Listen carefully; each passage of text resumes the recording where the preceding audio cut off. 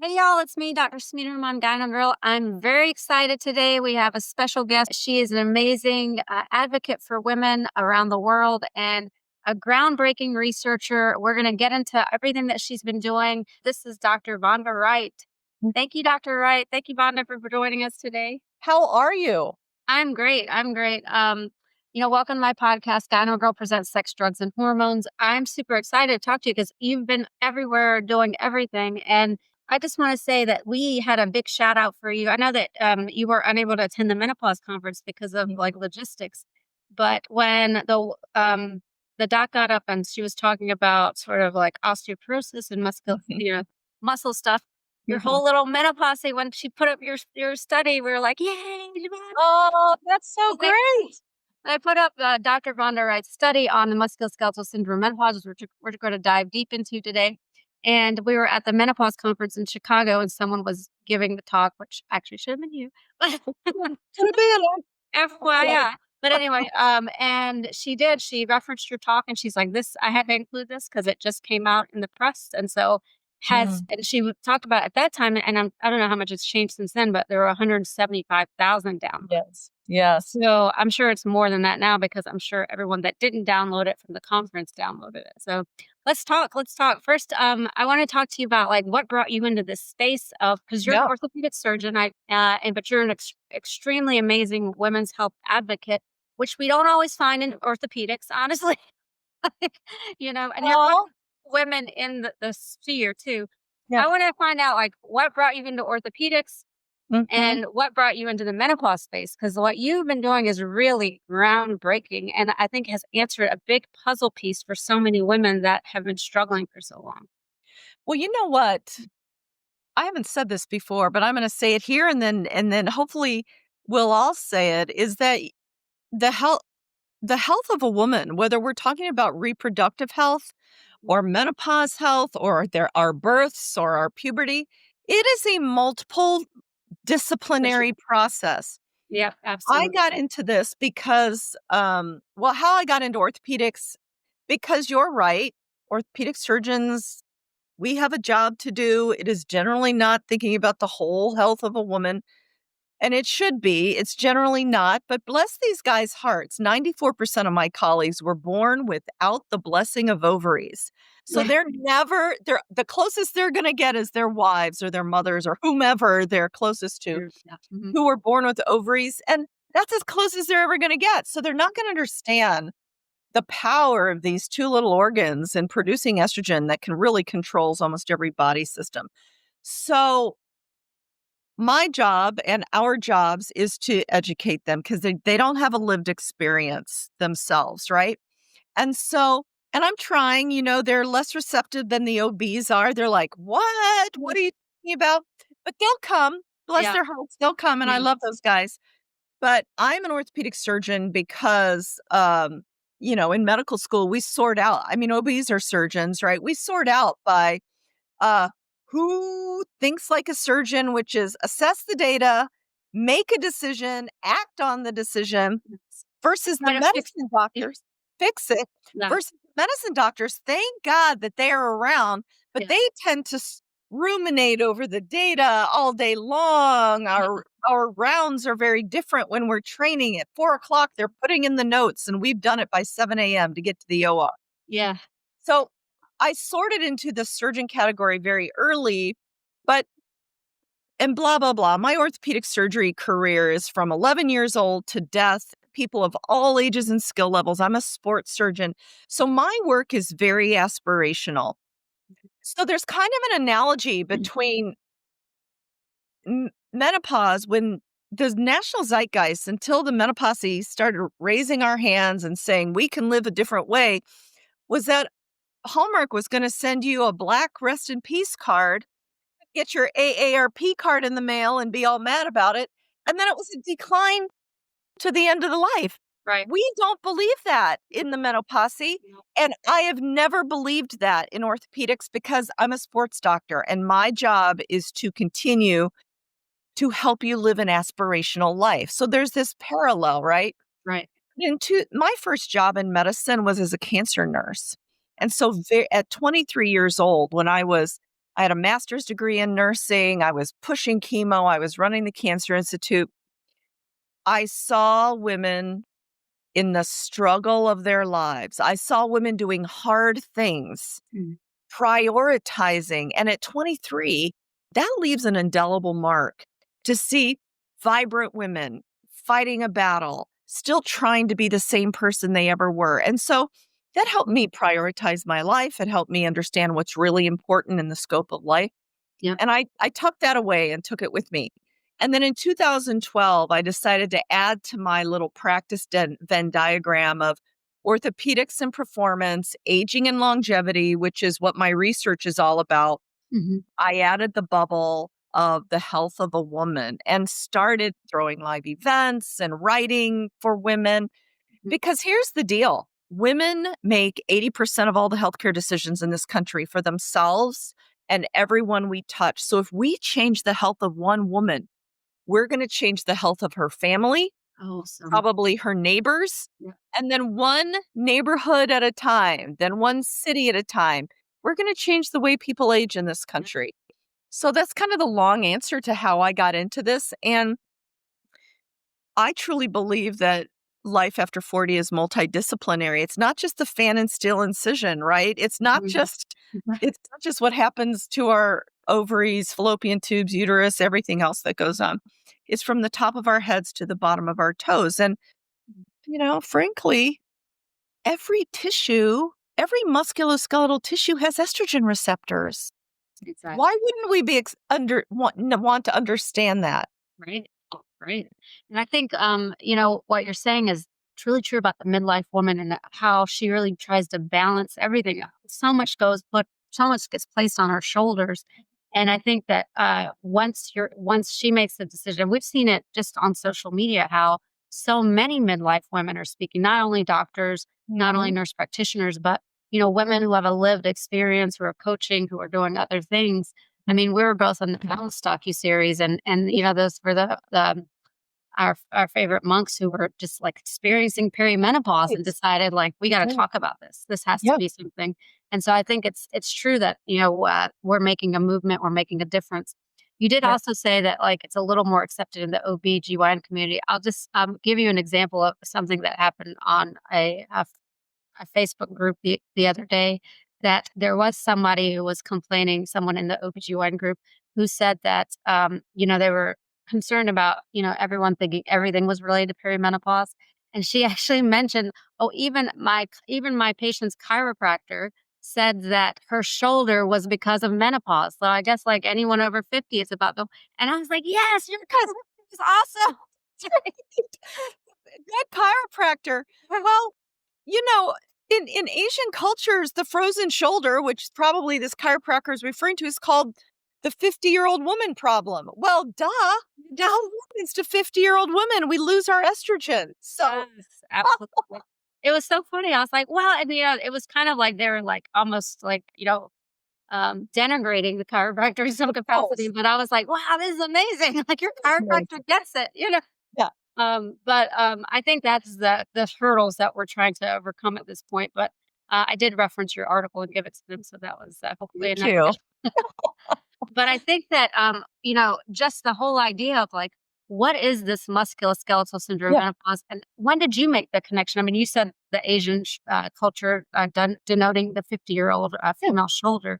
Is that kind of when you started thinking about it more, or how did you like start making the link? And then you did the research. So every Monday and Thursday, I have my orthopedic clinic, and probably like all clinicians, I read ahead on my list to just get in my brain who might be here today. Yeah. And I started noticing, because actually I started to be interested in this in 2000 during COVID, when I had a lot more time. We shut down our offices, right? And so I knew a lot of what was going on. But then I started noticing in my clinic, because it was in the forefront of my brain, oh my gosh, every 45-year-old woman who comes with shoulder pain, it's a frozen shoulder. And then I took that information and I gave a talk on menopause to a women's orthopedic group.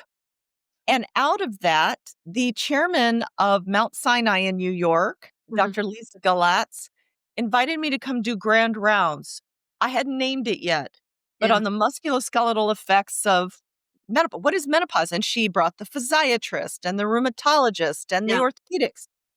And for that grand rounds, I had to do all the deep dive, all the things we'll talk about now. I gathered the research on, made this talk, and I thought, what am I going to call this? Yes. Literally, what am I going to call this? I can't call it all 6 things because it's too much, right? So I knew that the OBs had gotten together and came up with the Gyneurinary syndrome of menopause. Right. And so I pulled those original articles and I said, you know what? This is the way to frame it. Just like this group has had, we're putting 6 or 7 things together with a common origin into a named nomenclature. And so that's how I came up with the name. But within the basket of the musculoskeletal syndrome of menopause, I put all the inflammatory manifestations, total body pain, which is arthralgia, frozen shoulder. That's due to inflammation, which we know is determined by estrogen. Loss of lean muscle mass, loss of bone density, rapid progression of arthritis due to the role of estrogen on cartilage. And lastly, 2 more things. The redistribution of adipose tissue, which falls into the MSK basket. And then finally, muscle stem cells, which are called satellite cells, lose their potency, lose their ability to produce growth factors because of loss of estrogen. Yeah, well, that's it. That is awesome. I mean, I feel like that is so validating for so many women. I think when you name something, you know, I have, as you know, I do a lot of sexual medicine, and I recently had a patient. There's this persistent genital arousal disorder, which is like 1% of sexual medicine patients, but it's very distressing. It's this feeling, this dysesthesia of arousal. And she said, I've been living with this for 40 years, and I don't know if you can help me, but the fact that I looked on your website and there was a name for it, I started crying. Like, cause I was like, here I am suffering with this thing for like 30 years. And I didn't even know, I just thought it was something wrong with me. Right. And I feel like now that you've named it, so many patients tell me, oh my God, this makes sense. That plantar fasciitis, that, the muscle aches that I have, the feeling of just like not responding as well after workouts, right? Like the whole thing, that name is so powerful. So, I mean, that in and of itself is such a service to women. Do you know what women also said, just like your woman you just described, in clinic without prompting? They would be telling me and they would say, I feel like I'm falling apart. And some days I feel like I'm going crazy because no one will believe me. And I didn't prompt that vocabulary, but it happened time and a time. And I said, oh my God, we have got to validate exactly what you said. We've got to validate and listen and not just roll our eyes and walk out and say, oh, another woman with 6 problems. And that's why I make a joke, or not even a joke. It's kind of a pointed comment to my orthopedic peers who haven't had this lived experience. I don't know if I would be quite as passionate if I can give deep empathy to something I haven't experienced, but it's different when you experience it. So these guys of mine, they can have deep empathy if they want to, but they can never truly know. Right. So I think it matters, right? All the things we've just talked about matter. Yeah.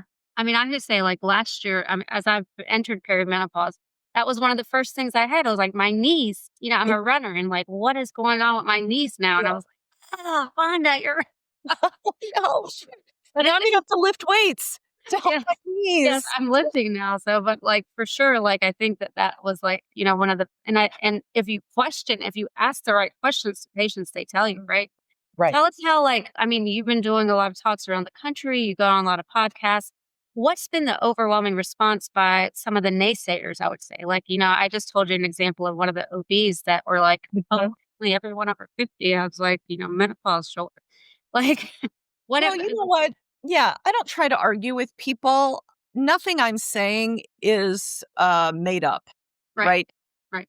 There are papers to describe each one of these things that I'm talking about. Now, let me tell you, there aren't that many. We have a body of work to do. In fact, I just spoke in front of a residency group, And I said, listen, people, if I were to start over again and I wanted to make a name for myself, I would make a name for myself examining the role of hormones in the musculoskeletal system, virtually unstudied. Right. So I don't try to argue with people. I present the data. I discuss lived experience. I say, listen, you can choose to treat your patients well or not. That depends what kind of doctor you want to do. Yeah. If you want to be the doctor who has their hand on the door and only want to cuts people, but so you be a technician, you go be the technician. If you want to care for the health of people, then we need to listen. We need to think of them as a whole elephant, not just the knee and the trunk and the tail, right? You probably heard that blind doctor goes into a room and puts his hand on an elephant and feels a trunk and doesn't realize it's an elephant. I mean, it's talked about it because we're not considering the whole being, right? But for instance, when I talk to total joint people, the people who replace knees, and it's a midlife person, I said, you have to consider the bone density of the person that you're operating on. Has this woman been without estrogen for 30 years? Her bones are going to be like butter. You have to consider the muscle mass. Have they passed 60 and lost all their muscle mass? How are you going to prehab them? Right. Are they on hormone replacement therapy? Maybe they're on pills. What does that mean for blood clotting post-surgery? Or are they on transdermal, which has no effect on the clotting system? Right. So there are so many applications across multiple disciplines. No doctor should be unaware of what's going on in 51% of the entire world population for 40 years of their lives. Yes. It's unacceptable. Unacceptable. Totally agree with you. Let's talk a little bit about that prehab and the treatments that you sort of recommend around some of these things. Because we talk about frozen shoulder, about there's a big mortality obviously associated with osteoporotic fractures, right? Particularly the hip. So let's address some of that and what you do to kind of for patients that are maybe behind the eight ball, they didn't take estrogen and now they're worried. What can they do? And then let's talk about how you counsel your patients. Yeah, so if we start with osteoporosis, which is this nebulous thing, like if you did the Mike on the street thing, what is osteoporosis? Yeah. What does it manifest as? What does it feel like? Most people wouldn't know. Right. So here's the deal. Well, just by definition, osteopenia is low bone density. If you have a DEXA scan, which is how we measure it, it's a bone density of -1 and 0 to -1, or -1 and below. Sorry, -1 is the number. Right. Osteoporosis is defined as -2.5. But what does that even mean? Well, 1 in 2, 50% of all women will sustain an osteoporotic fracture in her lifetime. So one of us, you and me, probably not because we're working on our bones, but we were the general population out of the know, one of us would have an osteoporotic fracture.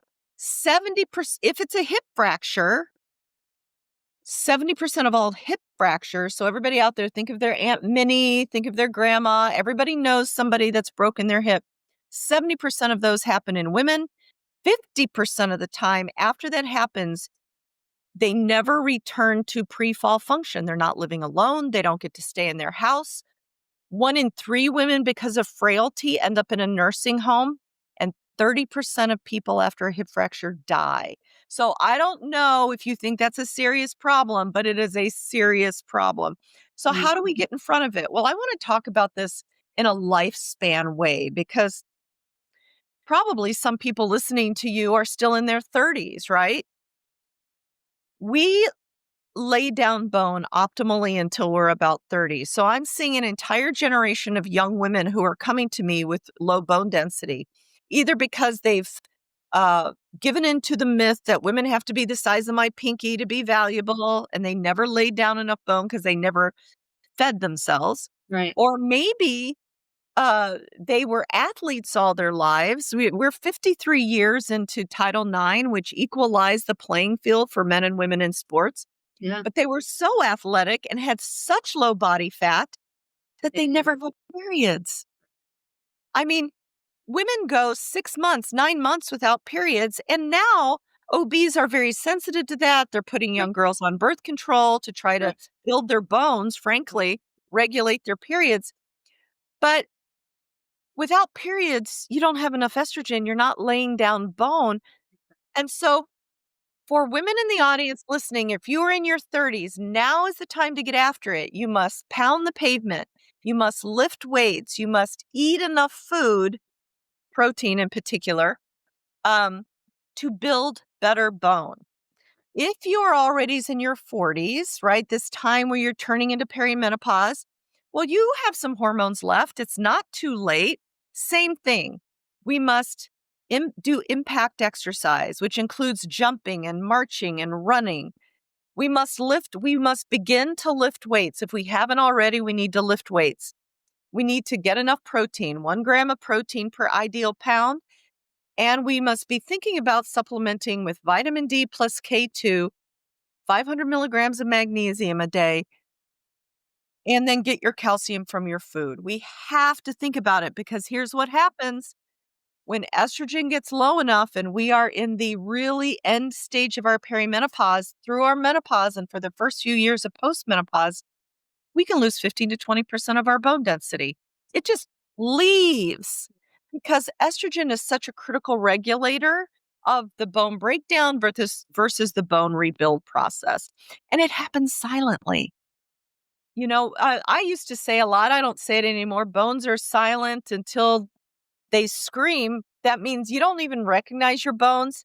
You think they're not doing anything except holding up your muscle. Bones are actually master communicators.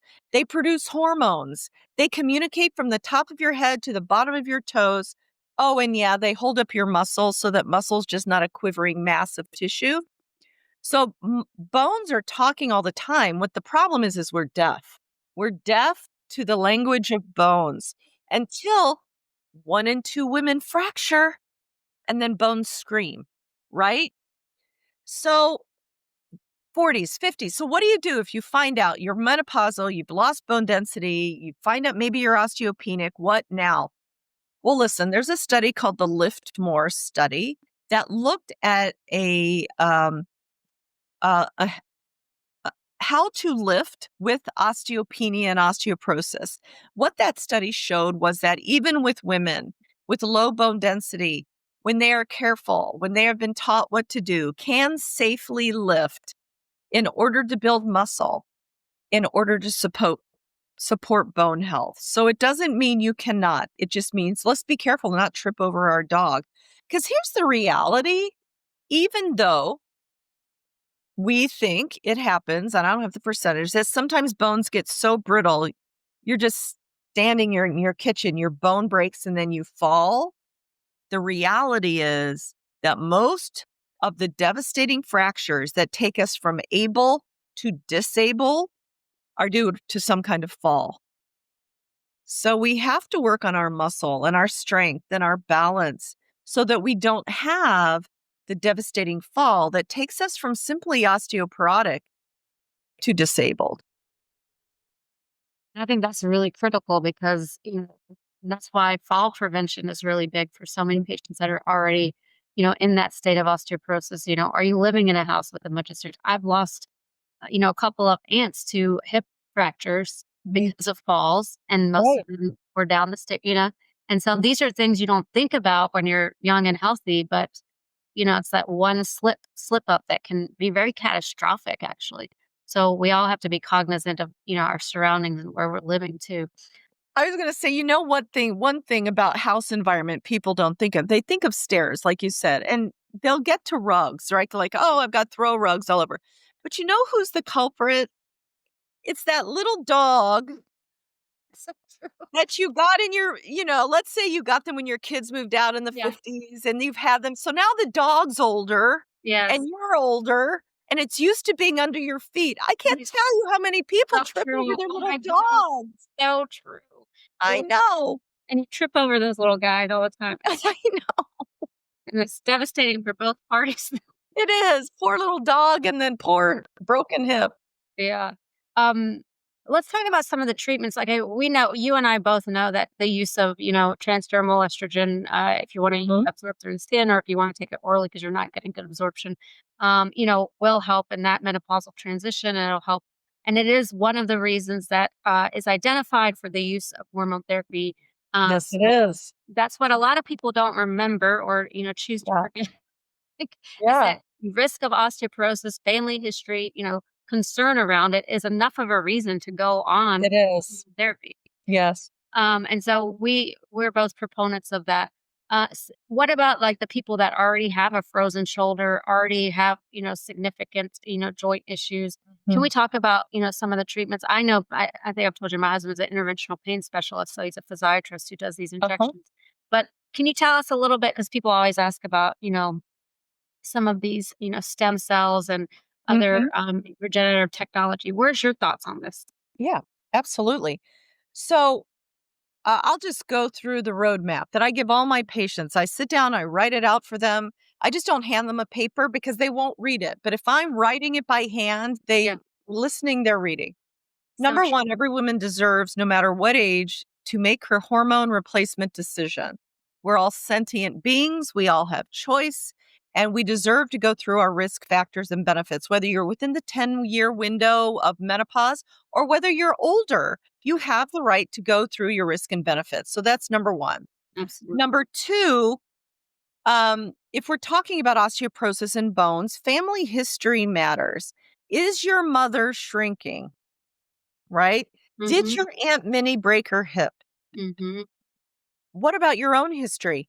Did you smoke? Did you think it was cool and you smoked? Did you vape? Did you give up the cigarettes and then you vape? Vaping is a huge culprit. Tons of nicotine, tons of poison. Um, did you have an illness where you needed to take a lot of prednisone, for instance, when you're like asthma when you were growing up? Those are bone toxins. Or these autoimmune processes, right? Like, Right, autoimmune processes. So do you have your own family history? Or do you fall in one of the categories we talked about? You never had a period. You'd go 6 months without one, 9 months without one, blah, blah, blah. So though all that family history, personal history, social history add up to osteoporosis risk. So while the world is arguing about whether we should be using hormones for anything except the symptoms and brain fog and hot flashes, I have the only legitimate flag in the air saying the FDA, this is my femur, the FDA has approved estrogen as a way to prevent fracture, yeah, right? So absolutely. if your Aunt Minnie is shrinking, if you have any of these risk factors and you want hormones, you are at risk for osteoporosis and it is legitimate to ask for it. Absolutely. Oh, and the beautiful side effect that we're going to affect your brain, your heart, every other organ system. So I've got the only clear runway as an Yeah. orthopedic surgeon. So, but so what do I? So you get to make a decision. Number one, you need to identify your history. But then what do you do about it? Number one, if you have 1 hour in the day to do nothing else, you are going to march your way to the gym so you get some impact on your legs, and then you're going to lift weights. Mhm. You're literally going to lift heavy and build some muscle. That will build bone, that will build strength, power in you, and that will help your balance and your posture so you don't fall over. So, muscle. Longevity, right? Oh, you're long completely. Grip strength is a measure of longevity. Number 2, you are going to feed yourself. You are going to feed yourself an anti-inflammatory diet free of added sugar. I didn't say carbs. I said free of added sugar, which is in every boxed product. You got to read the label, grams of added sugar. We're going to focus on getting our carbs in because active people need carbs in fiber, 30 grams of fiber a day, 1 gram of protein per ideal pound, 30 grams of fiber, cut out the sugar, supplement with vitamin D, K2, magnesium, omega 3 at a minimum. And then you can decide about all the other things. Then we're going to stop with the 6-day a week intense cardio Yeah. because we have to think about what are we training for? Yeah. Well, if you're actually training for a race, fine, do your racing. But if you're training for life, if you're training for longevity and power, we need two ends of the spectrum. We need low heart rate based training to build endurance and to build all our other zones. And we need sprint intervals. When I say sprint intervals, people always think of Usain Bolt or Shakira Richardson. Yeah. I'm not talking about that kind of sprinting. I'm talking about getting your heart rate up to as fast as it can go for a very short amount of time, because that will stimulate muscle protein synthesis, stem cell regeneration, bone building. So I'm going to summarize. So you get to make your own decision. You need to evaluate your risk factors. You're going to build muscle. You're going to build bone. You're going to feed yourself. And then you're going to be careful not to trip over your baby dog. It's all of that. And then if obviously when it comes to like frozen shoulder, usually it's, cortisone injections, right? So yeah, frozen shoulder. So for frozen shoulder treatment, frozen shoulder, you can't raise your arm, pain out of nowhere, no accident, or you can't do your bra. It's the bra strap test. Mhm. Here are the steps. Make all those decisions. And you know what? There has been a study on estrogen and frozen shoulder by Dr. Jocelyn Whitstein out of Duke. Women on estrogen have less frozen shoulder. So let's make that decision and get on some to decrease your inflammation. Keep it moving. I'm going to send you to physical therapy. I'm going to ask you to hang from a pole if you can, grab something higher than you and just hang and stretch it out. Mhm. I may give you a steroid injection. I don't love steroid injections, but if you're in such terrible pain you can't even think straight, I'll do that for you. Sure. The thing that's more effective and this was just documented in a meta-analysis of 14 randomized control trials, that using platelet-rich plasma as an anti-inflammatory for frozen shoulder is highly effective and more durable than steroid injections. So I do that often. Right. Platelet-rich plasma, for those of you who have never heard of it, is platelets are one of the components in your blood that when you cut your leg shaving, rush to the scene and block the hole. But they're not just bricks; they're sacks of growth factors. So they block the hole, they release the growth factor, and then they start to heal you. Well, that's what happens when we take blood from your arm. I take 120 cc's of whole blood. We spin it in a centrifuge, collect 10 billion platelets, Mhm. and put them into your shoulder to allow them to decrease the inflammation, soothe your synovium, and that can be highly effective. Because what we're trying to do is not bring you to the operating room where I manipulate you under anesthesia or have to do surgery. We're trying to avoid that at all costs. Right. Absolutely. Well, I think that's wonderful. Vonda, tell us what you also do because you offer these boot camps. Like, tell us. Yeah, I'm going to put everything in the show notes please about do. all the things you're doing. But I know you offer these amazing boot camps, and where you're actually doing some of the Yeah. exercise that works. So tell us about these a little bit too. Thank you so much. So I've talked a lot about my orthopedic practice, but I have another side of how I treat people. I build menopause roadmaps for them. I've stopped prescribing hormones because you guys are much better and it's very nuanced. And I just don't think that it's so nuanced, right? But what I do when people come to There's a me lot of is that. we Yeah. we do all the labs. Yeah. We do body composition. I hear your story. And I build you a roadmap. For instance, I'll say, okay, here's all the things we need to do. Here's who you're going to go get your hormones from. Here's how we're going to teach you to lift. And so that's one aspect. And I do that one-on-one. But if people want to come and do it together in a group, I hold these 3 times a year retreats. They're 3 days long called Midlife Mastery, because not only do you get your menopause information, and I bring in great speakers, Mhm. we teach you how to lift. Right. We teach you how to do zone 2 and measure your lactate threshold. By the end of the weekend, you have your entire roadmap for how to master midlife. And you know what's the most amazing part? Each and every one of my retreats forms a community Yes. and they talk to Yeah. each other. And they're a group of 30 to 50 people. They don't even need me anymore because Yeah. they're all advocates for themselves. Yeah.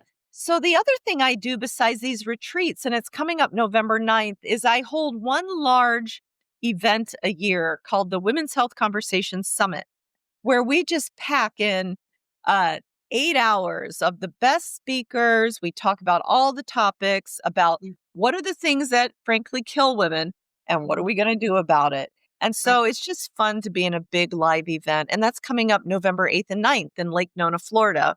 Wonderful. Yeah, Yeah. I think those events are great.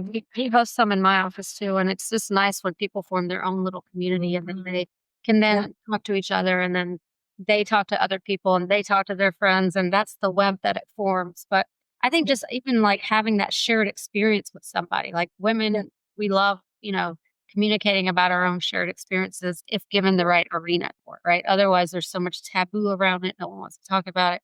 But I think that it's great. And that's amazing. I have to say that, all the work that you've done, like I said, I share my office with my husband who's an interventional pain sports medicine, and he has a new junior partner, and I just had him read your article. Oh, Wow, this is blowing my mind right now. And my husband oh, talks to other physiatrists and other pain doctors, and he works with all these orthopods. And, for a while they were like, what, dude? Because he also treats a lot of my PGAT patients, and a lot of that comes from the spine. And so he's always talking about sex med and menopause with people. And they're like, what? And I'm like, yeah, but he's doing the work too. So I like appreciate the fact that he's in a team oh, position, but we share the same office space and we have a physical therapist that works with us pelvic floor. And so she does everything too. So it's a good little multidisciplinary. really good. But, it's just interesting because he'll tell all his orthopedic friends or, interventionalists. And sometimes they're like, dude, come on. And then other times they're like, whoa, this is like pretty cool. Actually, this makes sense to me. Yeah. You're in Chicago? Okay. Mhm. Yeah. So, I did all my education in Chicago and I Yeah. know the Rush orthopods really well. And I Yes, trained at that's where my University of husband did his training for, Yeah. yeah. I Yeah, should that's send a this great paper team. to them Yeah. so they're not so surprised. Yeah. Oh, yeah, they're great. The Rush orthopods are really, really, renowned over here, so, They are. So good. yeah. Yeah. Well, I appreciate all that you're doing. I love spreading your information. I just, I was just on, when the menopause conference was in town, I did a segment for the local Fox 32 News, Oh, and I mentioned your study, and you cool. said one of the big things was the musculoskeletal. Oh, Even that's so though good. I just felt like it was the biggest thing to come out of that for so many people because so many of Thank the attendees were like, "Oh, I didn't realize that this was a thing." And then, of course, the people that are online probably saw a lot of what you said, but I Yeah. did mention it to the Thank people. you. So I'm spreading the word as much as I can. Thank you so much. But thanks for being on my show today. You guys will read in the show notes how to get in touch with Dr. Vonda Wright. She's doing amazing things and she's on Instagram as well. So you guys can see all the stuff that she's up to. But, I really appreciate, is there anything else you would tell the listeners? Like one of the things that, we always hear is like, how do I find someone that can help me? Like, how do you guide your patients on that? Well, I think one of the biggest roadblocks that patients repeatedly come up against is just the remnant of the fact that most doctors are not trained in medical school at all. And so I want to give doctors the benefit of the doubt and saying it's not that they don't want to help you, it's that they either don't know, they don't know, Mhm. or they don't want to hurt you because they don't feel comfortable. It's outside of their scope of work.